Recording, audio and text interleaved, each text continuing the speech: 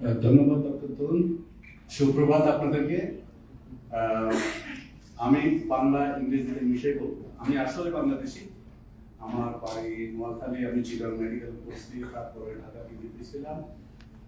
1981 সালে, প্রায় 44 বছর আগে আমি বাংলাদেশ থেকে বিদেশে চলে যাই। সো এখন আমি ব্যাংকক হাসপাতালে আছি। সো আপনাদেরকে আমি আজকে অ্যাম্বুলেন্সে যেসব পেশেন্ট যায়, ক্রিটিক্যালি ইল পেশেন্ট, আমি ওই ক্রিটিক্যালি ইল পেশেন্টদের সম্বন্ধে কিছু বলবো, এবং ওরা যে এয়ার অ্যাম্বুলেন্সে যাবে, যেই জন্য যাবে, আসলে তো যে ওরা চিকিৎসার জন্য, এয়ার অ্যাম্বুলেন্স তো খুবই দরকার ট্রান্সফার করার জন্য সেফলি, কিন্তু ওখানে গিয়ে সেফলি চিকিৎসা হবে এই ব্যাপারে আমি কিছু বলবো। সো আমি আজকে যেটা নিয়ে কথা বলবো, প্রথম বলবো যে ক্রিটিক্যাল ইল এই কথাটার মানে কি। আই থিঙ্ক আপনারা সবাই জানেন ক্রিটিক্যাল ইল মানে হলো মারাত্মক অসুস্থ। বেসিক্যালি যারা এত অসুস্থ ওদের জীবনের উপরে ঝুঁকি আছে, কেউ মারাও যেতে পারে, আর অনেকে বেঁচে গেলে অনেক ডিসএবিলিটি, মানে কিছু কিছু অংশ ড্যামেজ হতে পারে, হার্ট ড্যামেজ হতে পারে, ব্রেন ড্যামেজ হতে পারে, লাংস ড্যামেজ হতে পারে, কিডনি ড্যামেজ হতে পারে।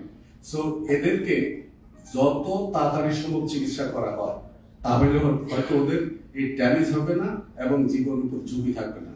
তো ক্রিটিক্যালি ইল কথাটা খুবই দরকার এয়ার অ্যাম্বুলেন্স সম্বন্ধে আমরা চিন্তা করবো, কারণ ক্রিটিক্যাল হলে যত তাড়াতাড়ি সম্ভব ট্রান্সফার করা, এবং এইটা যদি দূরত্ব বেশি হয়, বিশেষ করে যদি বিদেশে যদি যেতে হয়, তাহলে তো এয়ার অ্যাম্বুলেন্স ছাড়া উপায় নেই।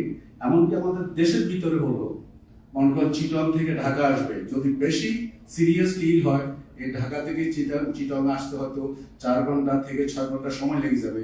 এটাও কিন্তু খুব ইম্পর্টেন্ট হয়ে দাঁড়ায়। সো এই ক্রিটিক্যাল ইল পেশেন্ট সম্বন্ধে আমি একটু বলবো। নেক্সট আমি বলবো যে রোগীরা যেই হাসপাতালে এখন চিকিৎসা আছে সেখান থেকে আরেক জায়গায় যাবে, সেটা কেন? ওই যেই নতুন হাসপাতালে যাবে ওইটাকে আমরা বলি রেফারাল হসপিটাল। ওর মানে হলো এখন যে হাসপাতালে আছে তার চাইতে ওদের কিছু বেটার কোনো কিছু আছে যার জন্য ওখানে যাবে, সেটা আমরা কিছু আলোচনা করব।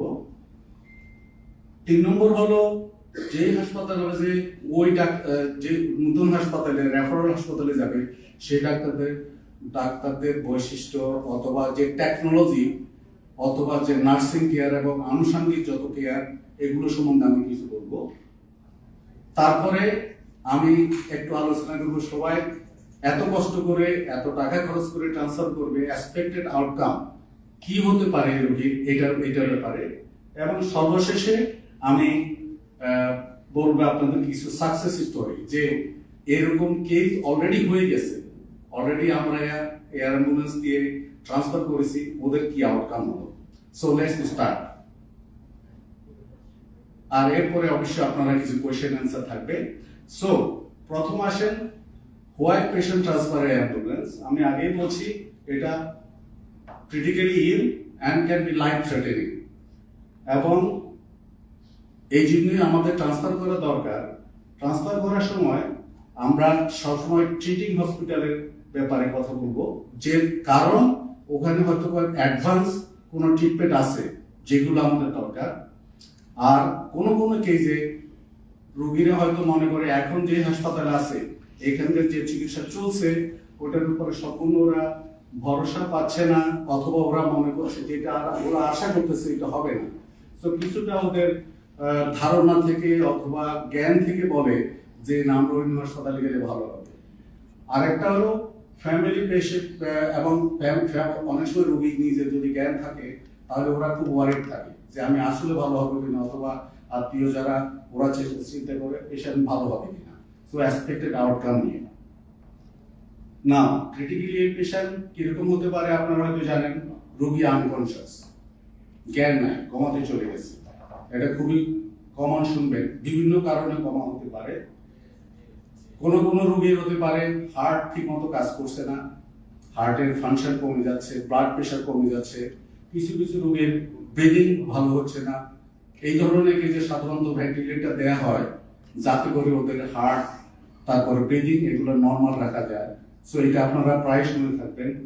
অনেক সময় হতে পারে সিভিয়ার ট্রমা, মারাত্মক অ্যাক্সিডেন্ট হয়েছে, অ্যাক্সিডেন্ট হয়ে ওদের অনেক জায়গায় আঘাত লেগেছে, ওই জন্য ওরা রিকভার করতে পারছে না। অনেক সময় অ্যাক্সিডেন্ট না, এমনি রোগ, জটিল রোগ, অনেক রোগ, তার হার্টে, কিডনি, লিভার, ব্রেন বিভিন্ন জায়গায় এফেক্ট হয়ে গেছে। আমরা বলি মাল্টি অর্গান ফেলিউর, অনেকগুলো অর্গান ড্যামেজ হয়ে গেছে, ওদের কি হবে? আর last but not the least, এটা কিন্তু মনে রাখবেন, অনেক রোগের অ্যাকচুয়ালি আসল ক্লিয়ার ডায়াগনোসিস হয়নি। আমরা বলি আনডায়াগনোসড ইলনেস, অথবা বলতে পারেন অনির্ণীত রোগ, অথবা সংক্ষেপে অজানা রোগ। যে কি রোগ হয়েছে এটাই জানে না, হয়তো অতটা চিন্তার ব্যাপার না, কিন্তু যেহেতু ডায়াগনোসিস হয়নি, কিন্তু চিকিৎসার আউটকাম ঠিক হবে কিনা এটা আমরা জানি না। তো এই ধরনের কেসগুলোকে আমরা ক্রিটিক্যাল করি। এর বাইরে হয়তো আর অনেক আছে, আমি অত ডিটেলে যাব না। তো এই কয়টা নিয়ে আমরা কথা বলি। এখন ট্রিটমেন্ট করতে হলে ওই যে বলছি, যে হাসপাতালে যাবে বৈশিষ্ট্য কি হবে, ওদের কি কোয়ালিটি আমরা চিন্তা করি। তিনটা জিনিস। এক নম্বর হলো, সবসময় মনে রাখবেন আজকাল টেকনোলজি কিন্তু ডেভেলপ করতেছে, এবং টেকনোলজির জন্যই আজকাল চিকিৎসা ভালো হয়। ডাক্তার, চিকিৎসক, টেকনিশিয়ান ওনারা তো অবশ্যই লাগবে, কিন্তু মনে করেন বেশ বিখ্যাত ডাক্তার, উনি অনেক কিছু জানেন, কিন্তু উনি যেই লোকেশনে আছেন, যে হাসপাতালে আছেন, ওই ধরনের টেকনোলজি তার হাতে নেই, তাহলে কিন্তু উনি আসল চিকিৎসাটা ঠিক মতো হয়তো দিতে পারবেন না। আজকাল কিন্তু অনেক চিকিৎসা ওই লেভেলে চলে গেছে। আরেকটা হলো ডাক্তার আজকাল কিন্তু শুধু মনে করেন একজন হার্ট স্পেশালিস্ট, সব হার্ট স্পেশালিস্ট কিন্তু এক না, আজকাল অনেক সাব স্পেশালিটি হয়ে গেছে। কেউ করোনারি আর্টারিতে স্ট্যান্ডিং করে, কেউ হার্টের সার্জারি করে, কেউ ইরেগুলার বিটের কাজ করে, কেউ হার্ট ফেলিউরের জন্য কাজ করে। এই জন্য বিভিন্ন স্পেশালিটির ভিতরে আবার সাব স্পেশালিস্ট করছে এখন। তো এটা আমাদেরকে জানতে হবে। আর যেটা অনেক সময় আমরা ভুলে যাই, নার্সিং কেয়ার, নার্সের কেয়ার ছাড়া এই ধরনের ক্রিটিক্যালি ইল পেশেন্ট ওদের খুব মারাত্মক অবস্থা হয়ে যেতে পারে। কারণ নার্স রোগীকে 24 আওয়ার্স দেখে, ডাক্তার হয়তো দিনে আসে 10 মিনিট, 15 মিনিট, আধ ঘন্টা, 1 ঘন্টা দেখে, কিন্তু বাকি সময় কিন্তু নার্সরাই দেখে। সেই জন্য নার্সের কথা আমরা সবসময় মনে রাখতে হবে, যে এখানে যাবে ওই হাসপাতাল নার্সিং কেয়ার দেখতে হবে। Let's go one by one. Modern technology আমি আগে বলছি, এটা লাগে। যেমন মনে করেন একজন রোগী আইসিইউ সিসিবি গেল, আমাদের জানতে হবে ওখানে 24 আওয়ার্স এর মনিটরিং সিস্টেম সব ঠিক মতো কাজ করে কিনা, ভেন্টিলেটর ঠিক মতো আছে কিনা, ডিফিব্রিলেটর, একমো একটুয়ারে ডক্টর তুল বলে গেলেন, এবং আদার রিলেভেন্ট থিংস। এখন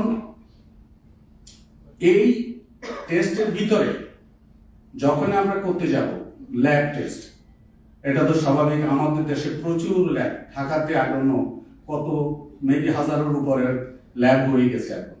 so lab test is very important to get diagnosis today. Okay, এইগুলো টেকনোলজি কিন্তু এই ল্যাবের রেজাল্ট যদি সঠিক না হয়, সে যদি কারেক্ট রিপোর্টটা না দিতে পারে, তাহলে doctor will be misleading, doctor কিন্তু অন্যদিকে চলে যাবে, বিকজ ল্যাব রিপোর্ট এটা বলেনি। সো এই জন্য প্রত্যেকটা ল্যাব টেস্ট ইম্পর্টেন্ট, যাতে আমরা ক্রিটিক্যাল ইল পেশেন্টে কোনোভাবে ল্যাবে কোনো হেরফের না হয়, আমরা ওই ধরনের সুযোগ খুঁজব। সাথে সাথে আসবে আজকাল যেগুলো ইউজ করে imaging, CT, MRI, MRA, MRB, PET CT, অনেক ধরনের ইমেজিং আছে, এগুলো ঠিক মতো আছে কিনা, এবং এগুলো করার জন্য টেকনিশিয়ান ডাক্তার ঠিক আছে কিনা, ওরা ঠিক মতো ইন্টারভিউ করে কিনা, এবং ঠিক সময় রিপোর্ট করে, কিন্তু রিপোর্ট আসবে আগামীকাল। ক্রিটিক্যাল ইল পেশেন্ট এইসব হতে পারবে না। ক্রিটিক্যাল ইল পেশেন্টে এখন করা হয়েছে, এখনই ডাক্তার রেডি থাকতে হবে, রেডিওলজিস্ট, সে সাথে সাথে রিপোর্ট দিতে হবে, না হলে রোগীর চিকিৎসা হয়তো ঠিক মতো আরম্ভ হবে না। আর যদি কোনো প্রসিডিউর করতে হয়, তাহলে ব্রঙ্কোস্কোপ অথবা যে কোনো কিছু করা হয়, সবগুলো কিন্তু ওখানে রেডি থাকবে। আমরা মনে রাখবো, আমরা এখন ক্রিটিক্যালি ইল পেশেন্টের কথা বলছি।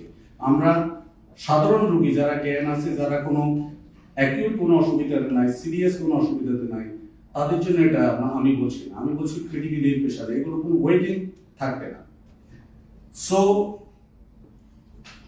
এরপরে আমাদের প্রত্যেক ডিপার্টমেন্টে দেখতে হবে যে রোগীর যদি বেশিরভাগ হার্ট ইস্যু থাকে, চেস্ট ইস্যু থাকে, তাহলে কিছু টেকনোলজি আছে। এখানে কিছু আমি মেনশন করছি, এই কার্ডিয়াক এমআরআই, সিটি, বিভিন্ন ধরনের টেকনোলজি লাগে। সো এগুলো একটু খবর রাখতে হবে যে ওই হাসপাতালে এগুলো ঠিক মতো করা হয় কিনা। যেমন এখানে আমাদের এখানে দেখবেন 4 নম্বর ওই যে ভ্যাক্স, ভিডিও অ্যাসিস্টেড থোরাকিক, যদি রোগীর চেস্টের ভিতরে হার্টের বাহিরে অথবা হার্টের মেইন হার্টের যে কাভার ওখানে কোনো কিছু হয়, ওটাতে আজকাল ওপেন সার্জারি না করে ওই থোরাকোস্কোপ অথবা প্যাডে যেমন করে গলব্লাডার অপারেশন, ল্যাপারোস্কোপ, ওই ধরনের স্কোপ করে খুব তাড়াতাড়ি চিকিৎসা করা যায়। সো এই ধরনের সুযোগগুলো থাকলে তাহলে চিকিৎসা ভালো হয়।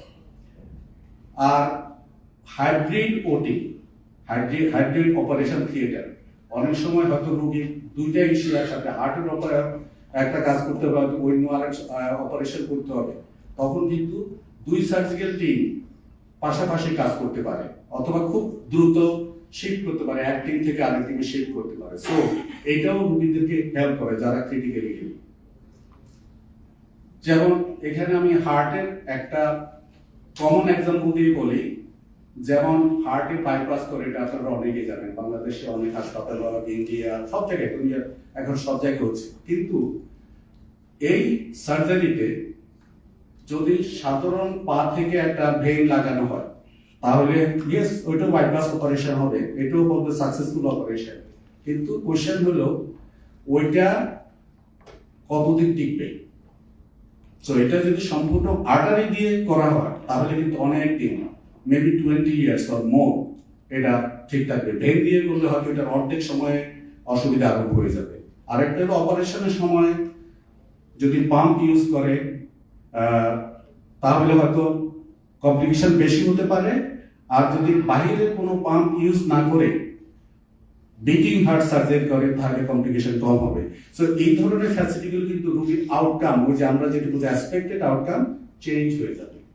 সো এই কথাটা মনে রাখবেন, হার্টের বাইপাস সার্জারিতে অর আর্টারি গ্রাফট এবং পাম্প করার জন্য বাইরে কোনো ইয়ে না করে বিটিং হার্ট সার্জারি করা খুবই প্রয়োজনীয়।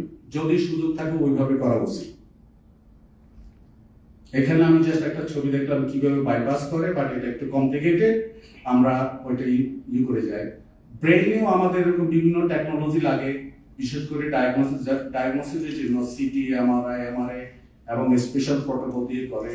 এগুলোর জন্য কিভাবে অপারেশন নেভিগেশন আছে, ভ্যারিয়ান এজ দিয়ে ক্যান্সার ট্রিটমেন্ট করা হয়, অথবা অন্য কোনো অসুবিধা থাকলে ব্রেন ওটা করা যায়, সার্জারি ওপেন সার্জারি না করে। সো যেটা আগে আপনারা হয়তো শুনে থাকবেন, ব্রেন টিউমার হলে গামা নাইফ দিয়ে ট্রিটমেন্ট করতো, এখন কিন্তু আমাদের হসপিটাল গামা নাইফ অনেক বছর ইউজ করে, 1997 থেকে 2006 পর্যন্ত ইউজ। এখন কিন্তু ওটা চেঞ্জ করে আমরা এটা রিটায়ার করে দিচ্ছি। মিনস এইটার অ্যাডভান্স টেকনোলজি আমাদের আছে, সেগুলো ভ্যারিয়েন্ট নেই। সো ব্রেনের জন্য যাদের দরকার ওইটা ইউজ করা যাবে। ব্রেন স্ট্রোকের জন্য এখানে সামান্য কিছু এক্সাম্পল দিচ্ছি। যদি যে ভিতরে ব্রেনের ভিতরে হিমোরেজ হয়, ব্লিডিং হয়, ওই যে অ্যানিউরিজম, ওই যে ওখানে বেলুনের মতো ফুলে আছে, এটা যদি থাকে তাহলে কিন্তু আজকাল অপারেশন না করেও চিকিৎসা করা যায়। যেমন ভ্যারিয়ান এজ দিয়ে চিকিৎসা করা যায় যদি সাইজ এবং সবকিছু ঠিক মতো থাকে। অন্য পদ্ধতিও করা যায়, কিন্তু ভ্যারিয়ান এজ থাকলে ওইটা দিয়ে করা সম্ভব। সো এই জন্য টেকনোলজি গুলো খুবই দরকার। এবং যেখানে এই ভ্যারিয়ান এই ধরনের টেকনোলজি, ওরা কিন্তু আগের মতোই হয়তো পুরানো টেকনিকে করবে, অপারেশন করে অথবা অন্যভাবে চেষ্টা করবে ওই অ্যানিউরিজম গুলোকে, বেলুন যেগুলো দেখা যাচ্ছে এগুলো চিকিৎসা করার জন্য। সেম ওয়েতে আমি যেটা বলছি, ব্রেন টিউমারকেও, এই যে বিভিন্ন অংশে ব্রেন টিউমার হতে পারে, এগুলো আজকাল যদি ভ্যারিয়ান এজ দিয়ে করা হয় খুবই সহজ। ভ্যারিয়ান এজ দিয়ে চিকিৎসা করলে খুবই ম্যাক্সিমাম 2 দিন থাকতে হয় হসপিটালে, এবং কোনো কাটাকাটি না, no anaesthesia, nothing, no break. কিন্তু লোকেশন এবং সাইজটা ইম্পর্টেন্ট, তাহলে অ্যাসেস করে বলা যাবে যে এটা ভ্যারিয়ান এজ দিয়ে করা যাবে কিনা। আরো ক্যান্সারের জন্য কিছু টেকনোলজি আছে। এর ভিতরে আপনারা হয়তো শুনে থাকবেন যে পেট সিটি। পেট সিটি হলো একটা, এখন নতুন বলা যাবে না, এটা অনেকদিন ধরে চলছে, এখন এটা ডেভেলপ হচ্ছে দিন দিন। যত ভালো পেট সিটি হবে তত ভালো, আগে থেকে ওই টিউমারটাকে ডায়াগনোসিস করা যাবে। এটা হলো ডায়াগনস্টিক টেস্ট, এবং ট্রিটমেন্ট ডিজিটাল তখন বিভিন্ন অপশন আসবে।